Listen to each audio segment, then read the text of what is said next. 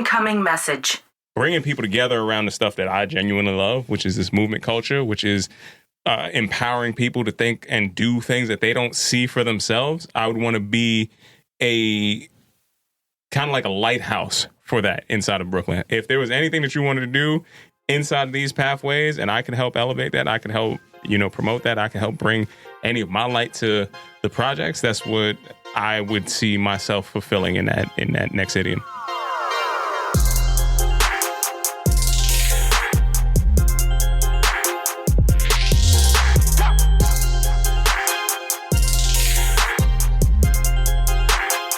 What's going on, fam? This is KR Jones of the Off the Strength podcast, and I am here to tell you to like, listen, subscribe, and if you're feeling freaky, visit offthestrength.com. And that's where you can go and get more information on us. That's where we can link, we can build, we can connect, and let's make this thing work.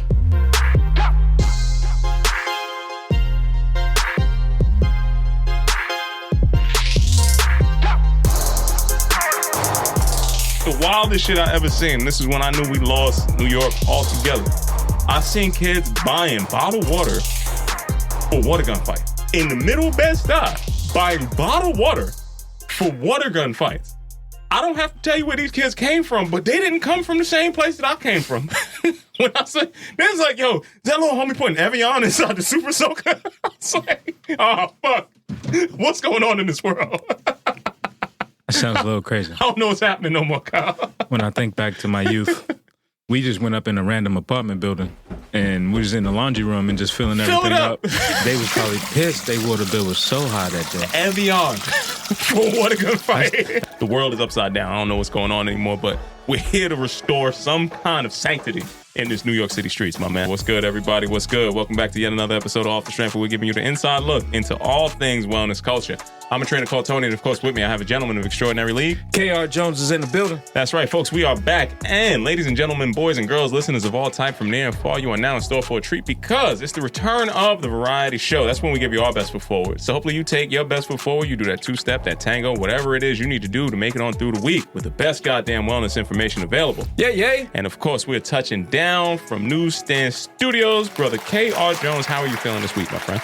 Man, week has been amazing. First, I got to talk about that bike yoga recap. Okay, break it down. Nah, it was a beautiful time. It was for the people. Folks came out and the time was had. We got loose, we stretched, and we kept pushing. I got to shout out Black Girls Do Bike. I got to shout out the Century Plus crew, and I got to shout out everybody else that pulled up on their bikes for bike yoga with Off the Strength. And of course, we always got to thank Hudson River Park for putting this on as we continue to keep people nice and limber out there in the summer months. Kyle, that's right. We got another one coming up. Make sure you stay tapped into everything we got going on so you know exactly where to find us next.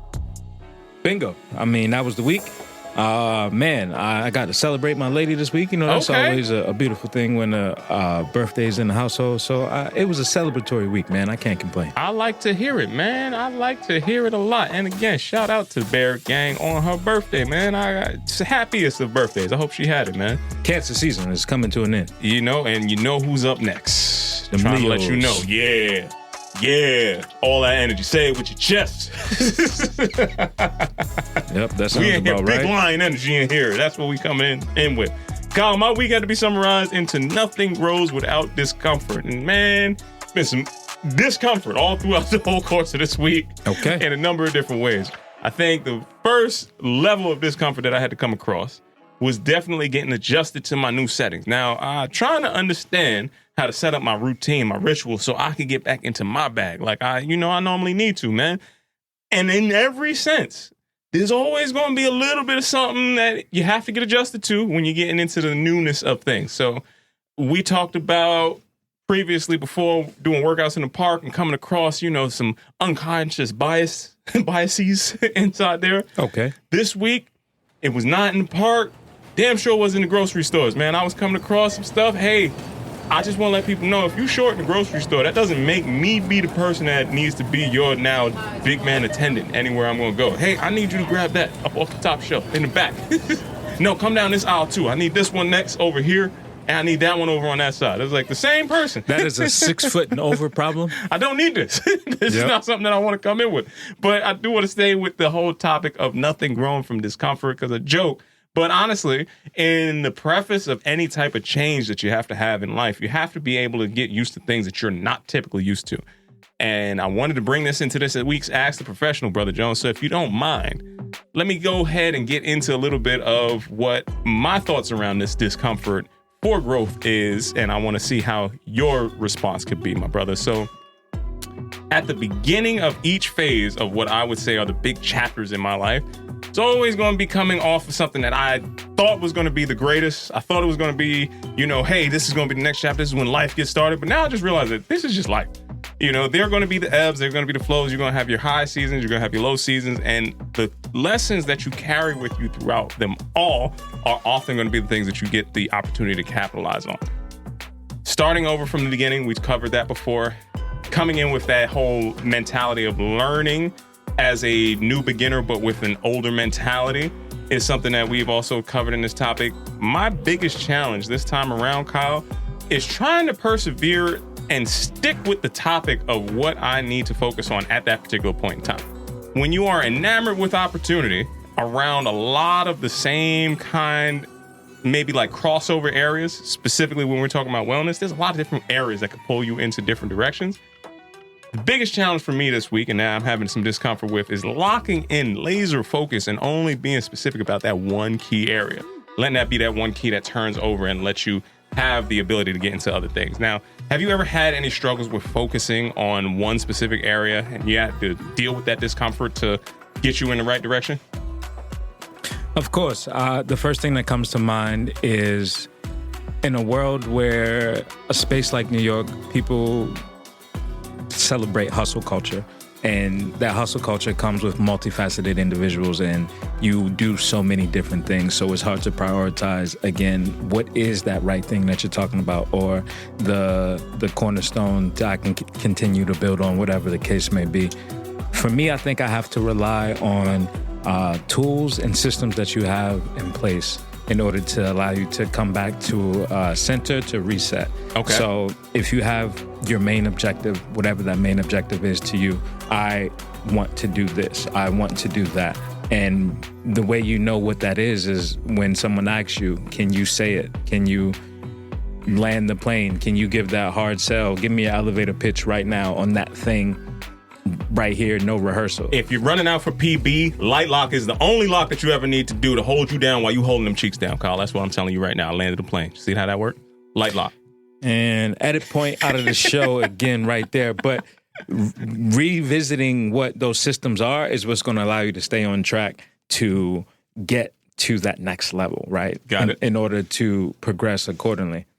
I appreciate that, man. Yeah. So it calls on bringing back some of the lessons learned prior. But again, that whole aspect of discomfort for me, the biggest challenge in that is getting over some of the anger that's felt, to be honest with you, in positions where I feel like that setback kind of comes in. So we've been talking about biking culture for I don't know how long on this damn show. Yeah. We ride everywhere. The bike is in the background. I don't know if you can see it.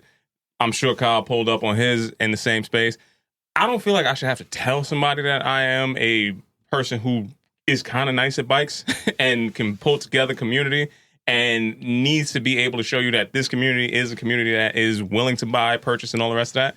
And at the same point in time, if nobody ever paid attention to any of the shit that I do, because I'm not that special, I can understand why laying that story out has to be done better at a higher level. So the discomfort in getting over, like, I have to keep reiterating the same thing.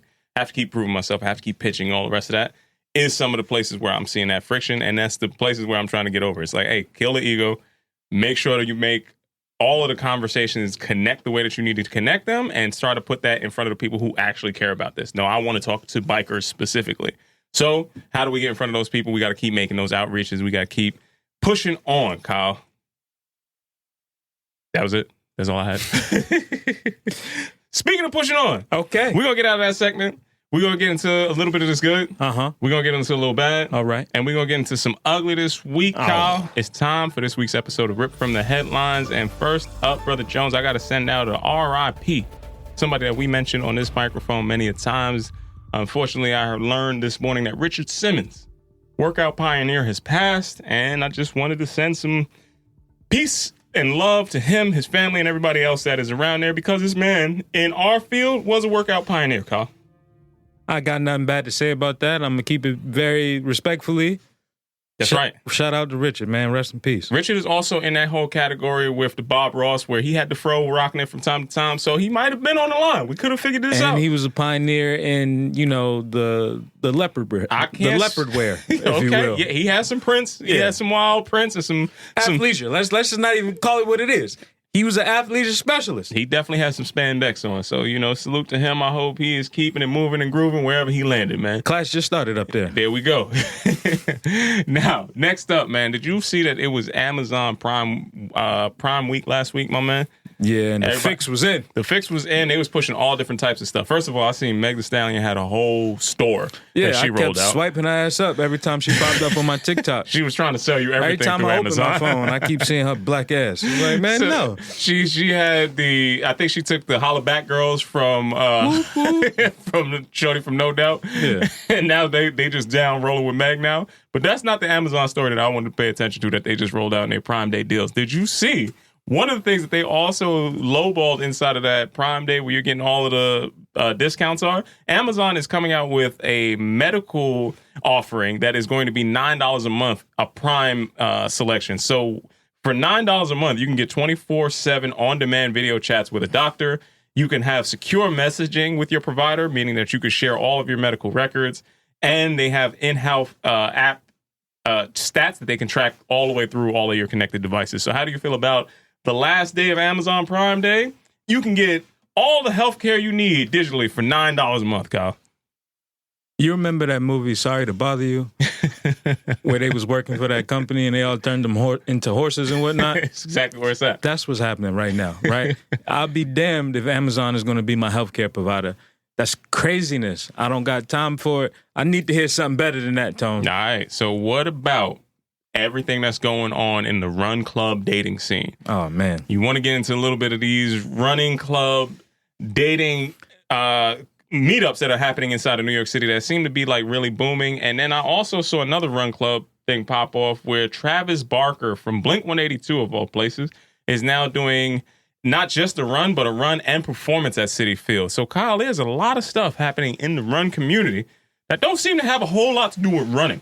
What's your thoughts on what's going on as this field is starting to develop a little bit differently? I want the record to reflect that I love the rise in consciousness of healthcare. I love that we want to run more as a society and more clubs are doing it. That is a completely different conversation than the dating side of the running club, because that's when people are getting PRs and they're raising their PRs and PRs in the STDs too. You know what I'm saying? You be careful out there. The one club that stay protected. Light lock. See? Strap it up. Strap it up. You gotta make sure you stay strapped. See, now it makes sense. Now the light lock makes sense. Sorry. Just keep you on your toes. They had that one run club where you had to come out wearing a certain color if you were single, and that was the only color in the club. It was black. Everybody's wearing black. Why that color had to be black? See, you ain't do the math on that, Tone. There was no black people there. I did the math on that part. That part. So moving past them and seeing Travis Barker doing this, man, I'm telling you, it's been something that's clearly on the rise to me. All these music people are not selling music anymore. No. They have sold you every other type of workout. Sex or wellness. Or sometimes both, depending on who it is. They could be in the same conversation. Get a drummer some. Yeah, and he's about to get some. Like today at Citi Field, it's going down. Shout out to Travis Barker. I don't even know if he's anywhere connected to New York, but he's doing a run over there. So, that is something that I kept my eye on. That brother from Queens, you ain't know. Travis? Blink-182 and them was not getting that off from Queens. All the small things was not rocking around Ozone Park like that. I'm telling you know what I'm saying? Far out. TRL had it, but I don't know if it was making it over there, man. You got to keep your eyes open for certain things. Much like my good brother Kurt Work sent me something this week. Okay. And he was trying to sell me on the positives of some of these drugs, the GLP-1 drugs that we've talked about too many times before. Nope. The weight loss drugs like Wegovy, Ozempic, and they Mounjaro, all of that stuff. Put them all in the same category. I seen a pharmacy selling them. There were people moving on the Upper away. East Side. So they're selling them all over the place. But people are starting to turn to that and turn away from the gyms because they're saying they're getting better results. Well, then I had to see his article that he shared with me, and I had to share him an article that I saw myself because nobody ever really does look out for the things that you really need to be looking out for inside these things. So I was trying to tell my brother to keep his eyes open because another unfortunate side effects of these drugs, and I've already laid them out with stomach paralysis, with instances of people actually dying. Death. Go ahead and add potential blindness to this. That's right. These drugs. You're talking ribbon in the sky, brother. Yeah, that's not even funny. An active ingredient in the semi-glutide drugs is associated with a rare form of blinding disease, according to this new research. And again, these drugs have not been out long enough for you to know all of the things that have gone on with them, right? But this condition causes sudden blindness due to lack of blood flow in the optic nerve. So when we talk about what is happening to an entire system in your body, again, much like those smooth muscles in your stomach could just stop working, hey, you got that same tissue all over your body. You're not just losing weight, you're losing function. What's the price that you're willing to pay, get a couple of them extra LBs off, instead of just working out? It's like, we doing all this other shit. You're going to go blind. You're going to be shitting yourself. Your stomach can't work, but you look a little bit skinnier. And now all you had to do, in spite of all of that, was just try to work out, man. What's your thoughts on hearing some of these newest findings that is demonstrating yet another side effect that's happening with these drugs? There's no shortcut to health. If you get fast results, you're going to get even faster side effects. You have to earn whatever it is that you're doing to change, to morph, to deserve to live on this earth. If you start taking things that you don't do your research on, you're going to pay the price. Hey, man, you can't cut the work, and that's going to be it from me on this side of this week's Rip from the Headlines. Kyle, what headlines were entertaining to you, sir? Man, I'm going to keep it black, keep it brief, jump right into it. The Good. Did you see the good brother Dave East linked up with Styles, and they opened another Farmacy for Life? No, but shout out to SP. You know, that is a former Off the Strength alum right there. You know, I got to see where did they put this Farmacy for Life, Brother Jones? I mean, this was uptown somewhere. Even still, it's just promo. He was just showing you the different products that he has, from the oregano oil to the black seed oil, all the things that are actually the complete opposite of what you just discussed. The things that we should be taking, natural remedies, as opposed to these big pharma companies out here trying to get us for our paper. I rock with it. Salute to Farmacy for Life. And I like anytime Hotep knowledge can come inside the health and wellness side. Right? He's coming in there and be like, yo, peace, God. We talk bad about the Hotep brothers, but they be living long. You know what I'm saying? Yeah, nah, he's definitely going to do 1,000 pull-ups, 2,000 dips. He gonna call you a queen and say Grand Rising. You just got to get past that. Yeah, you're gonna have a very unique musk kind of scent going on. Speaking of getting past that, Tone, you know, there's been a new internet crave that's been rumbling around, and it's called office chair butt. Okay. Now, when I just say that, Tone, what comes to mind when you think of that? It doesn't sound like nothing that I want, but it's a bad thing. I don't want you to think that it's good. Office chair butt comes from sitting at a chair for 6 to 8 hours a day. Okay.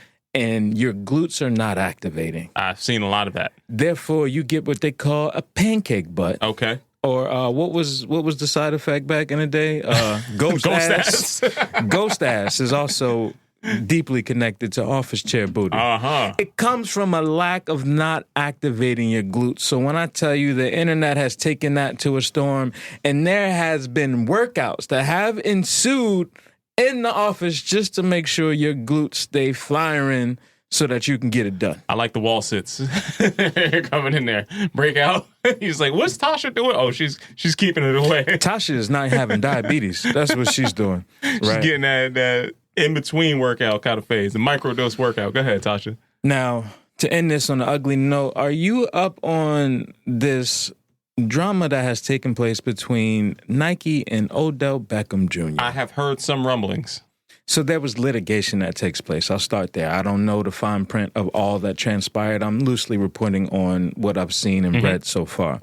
And it looks like that Odell was in court for his contract dispute that he had with Nike. They felt like he violated a part of his contract. They didn't want to pay out on it. So there was no money exchange. It was just like, all right, we both agreed that we both didn't agree to carry out the terms of our contract. And now we will. Yeah. So I'm going to pay you the money I said I was going to pay you. I just, you know what I'm saying, was holding on the rent. Yeah, Nike also was kind of like, they said that they didn't pay him what he said he got paid, which is also kind of funny.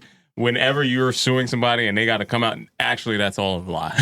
We did not give him $20 million at all. This is where it sits, you know? Yeah. It's crazy to see that that's the denaturing of a business relationship with brand and influencer or talent at this type of time. That's the part. Yes. The talent part that we spoke about last week. But that's what I was going to try to connect it to, is like, it's the same conversation. It's just on a much larger scale. Something that I think is adjacent to this, but also pretty novel. Did you see that this week that New Balance signed a TV deal with the WNBA, right? And I only bring this up because Nike and Adidas used to be the only companies that you would see with big primetime sports. And now, as we've talked about previously, hey, they're not having the stronghold on the best athletes anymore. They're not having the best stronghold on the craziest of innovation, design, and all the rest of this stuff. Now you're going to start to see more sports with more diversity there. I think I'm interested in understanding what that does for the players in the long run. So with more companies, is that going to give them more opportunities? Is that going to have to reshuffle, and maybe people have to rethink what sports endorsements look like in the long run? If the top companies are no longer in that top position, what's going to end up happening to everybody down the line? What's your thoughts on that? It's already happening. And the same can be said for the running community, like companies like On Running and Hoka that have taken the place of what a Nike running shoe would look like. I ain't seen a Nike running ad in Lord knows when. They still trying to trot out that Pegasus, you know. But still, like to your point, when the playing field is level now, the same thing happened in the pandemic when it came to TV and film. When it's like, oh, I don't got to be on a silver screen. I could still do this on a shoestring budget and give you a Tubi movie or give you an Amazon Prime movie. You know what I'm saying? Like making our own productions. So when that happens, these heritage companies, if you will, that's when they struggle the most, right? And that's when you see closures, the same way you would see a mall close when you grew up. Yo, we used to hang at this mall when we was young. Well, that mall has been broken down, you know, and it's no longer. But I'm also trying to point out the impact and the rising star of the athlete might not be the same. So is anybody going to invest in any of these other companies like Nike did with Michael Jordan? Because that investment lasted for how many years now? Right? And I'm just talking about for an impact return on what you got. Like, I love what Kyrie is doing with Anta Sports.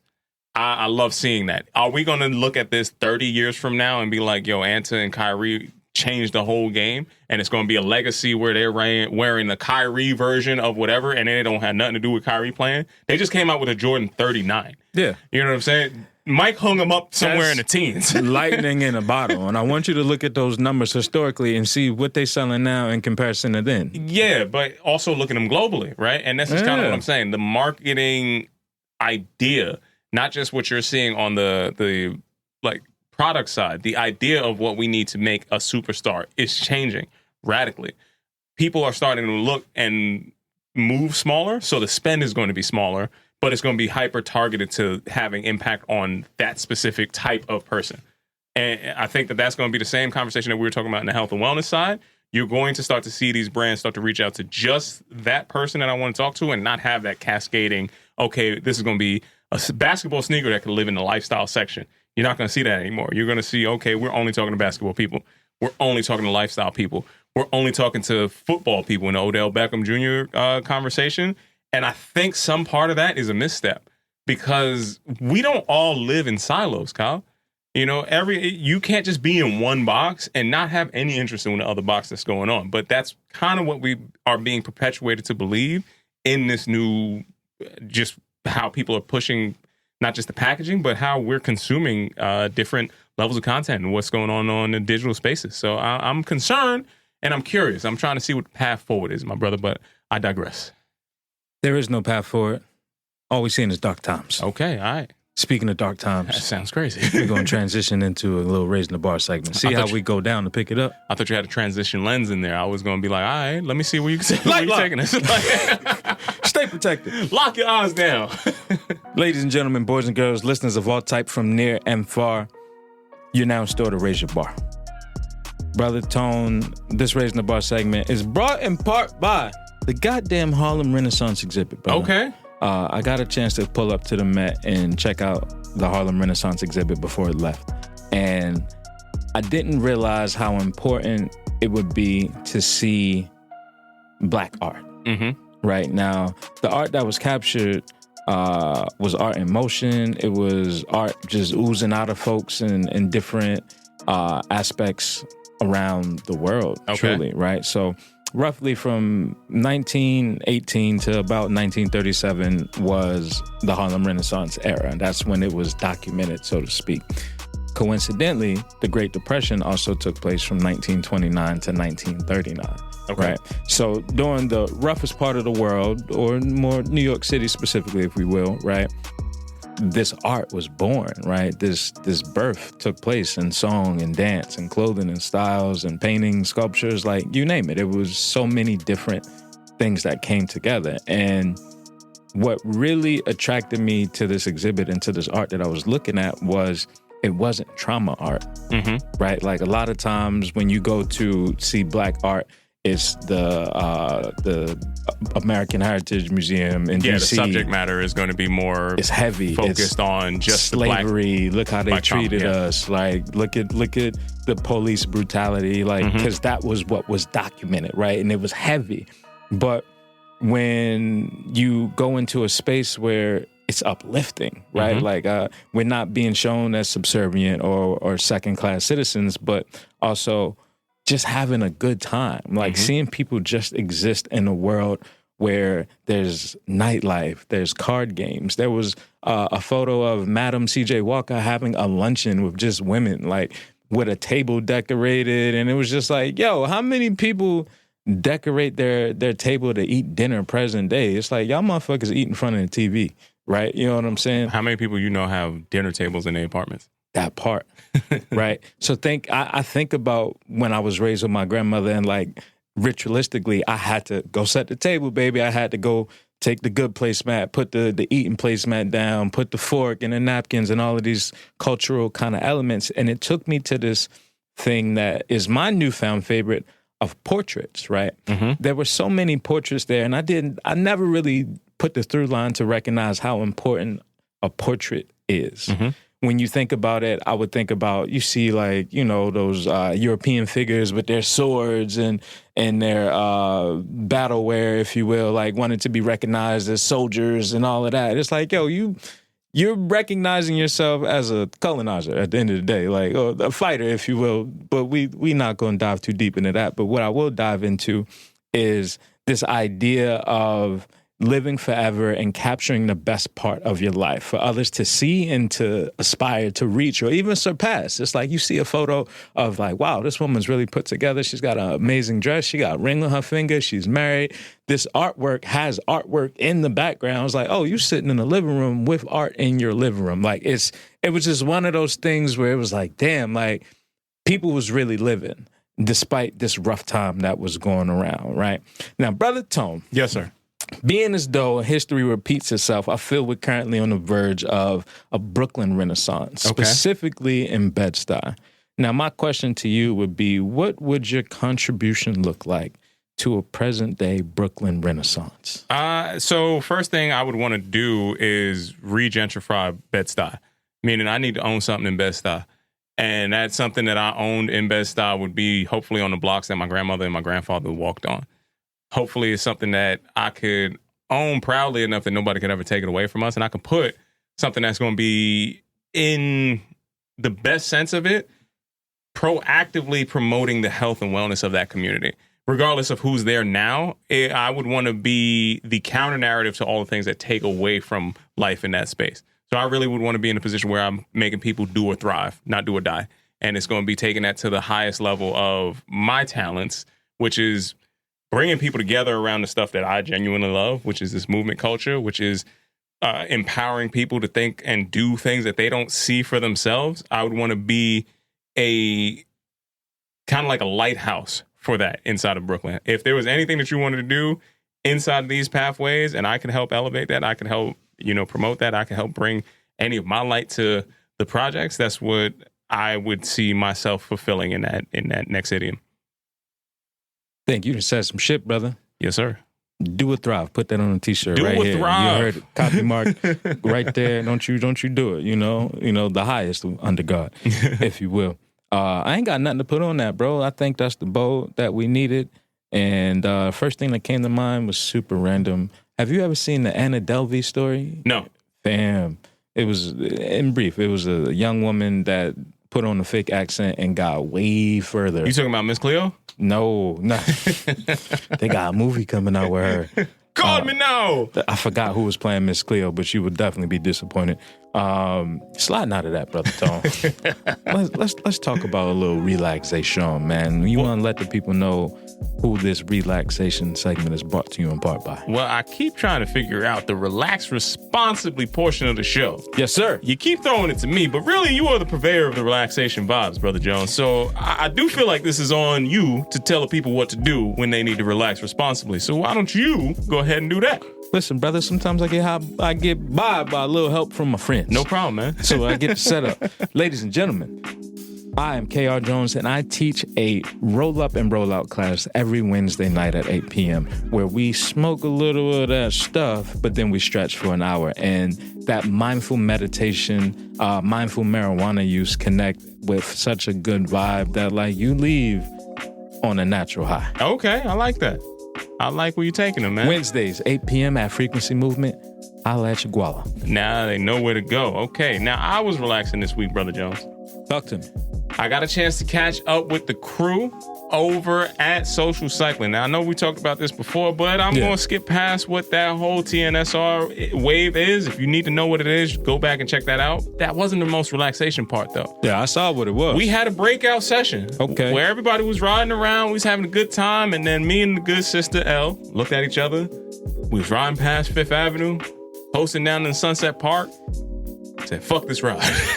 Chilo's is where we going. Chilo. And this is not an ad for them, but at the same point in time, that place has become something that in my heart and mind is a signal for someone whenever I get a chance to pull up on that. And that was what the relaxation moment was around. Tell them about the last time you was there. Last time I was there, I was on 2 crutches, and Kyle pulled me away from a night nurse in the middle of a hot summer situation on this very week, I would say. And I was about to get night nurse. Kyle came upstairs in my apartment. I'm on crutches. He pulled a knife on me and made me come down to a place that I had no intention on leaving the house for. If we're going to get accurate about the story, that's what ended up happening. All stories have multiple sides. But I did have a cool surprise party there.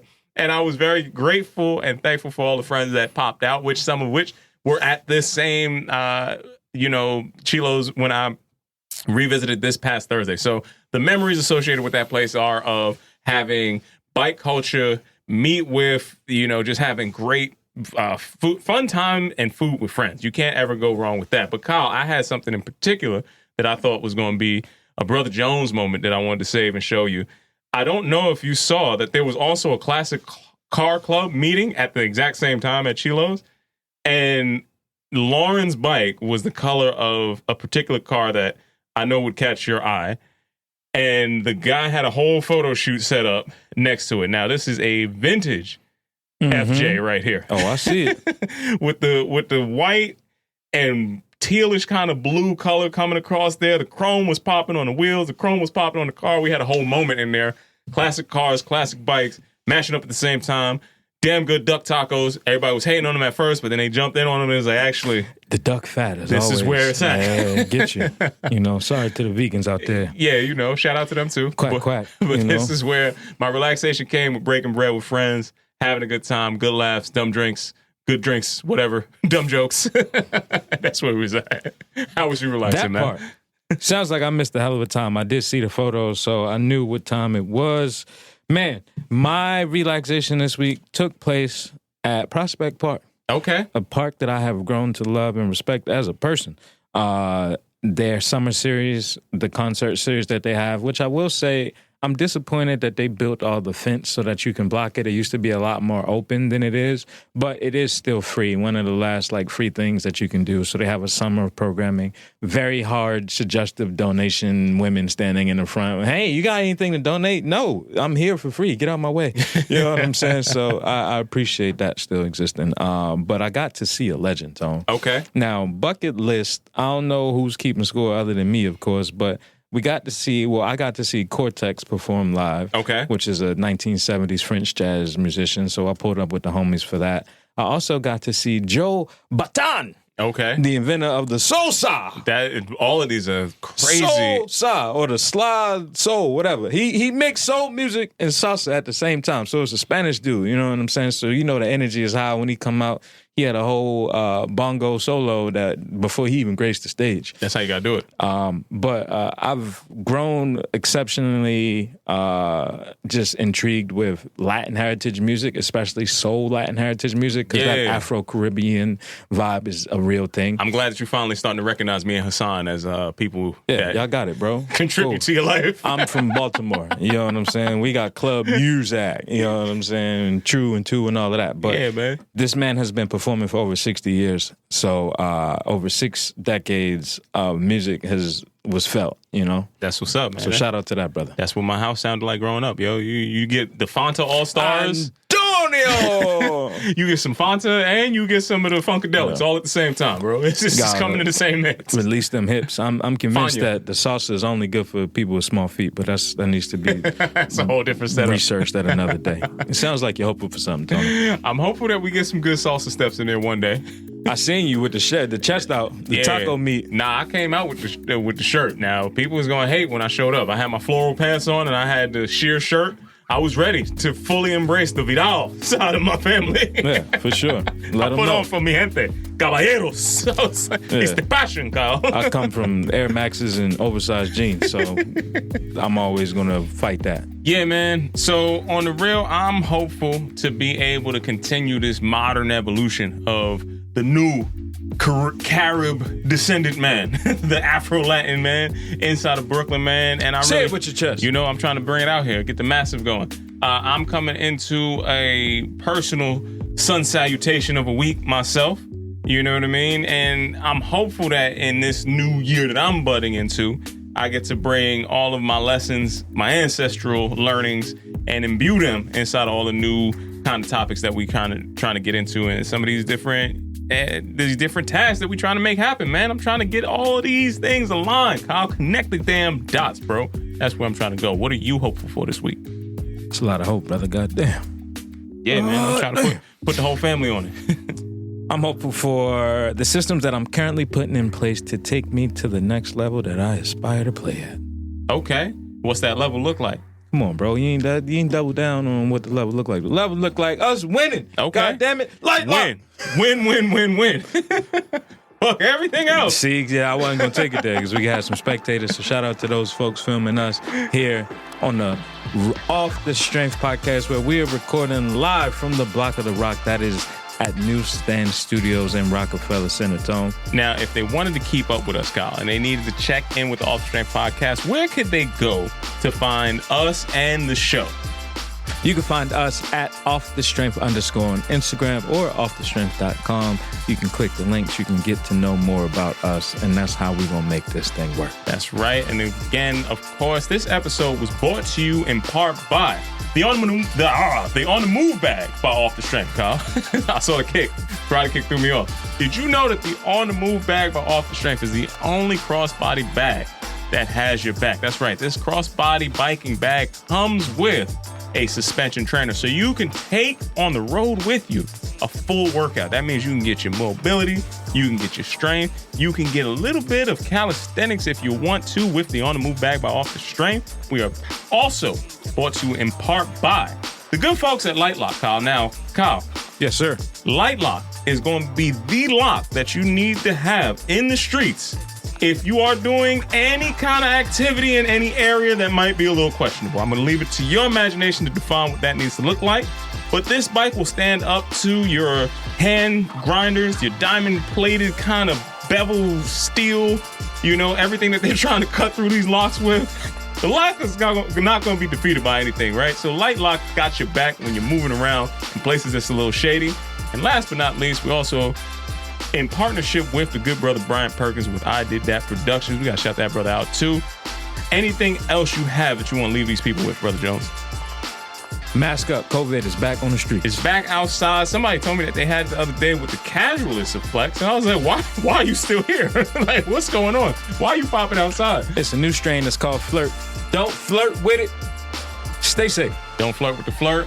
Once again, it's been another fantastic episode of Off the Strength. I'm a trainer called Tony. KR Jones. Peace and much love to y'all out there. Until next time, we'll see you soon. Peace.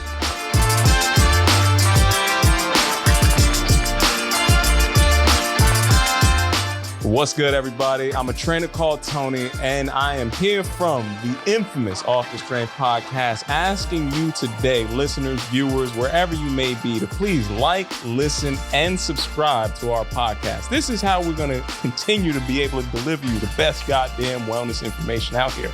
So if you want to keep hearing this and you want us to keep growing, you are a part of this show just as much as anything else. So please go to offthestrength.com. Make sure you check out our blogs. Make sure you check us out on IG. And if you're hearing this voice and you didn't hit that subscribe button, know that Kyle is going to come looking for you. You got that right.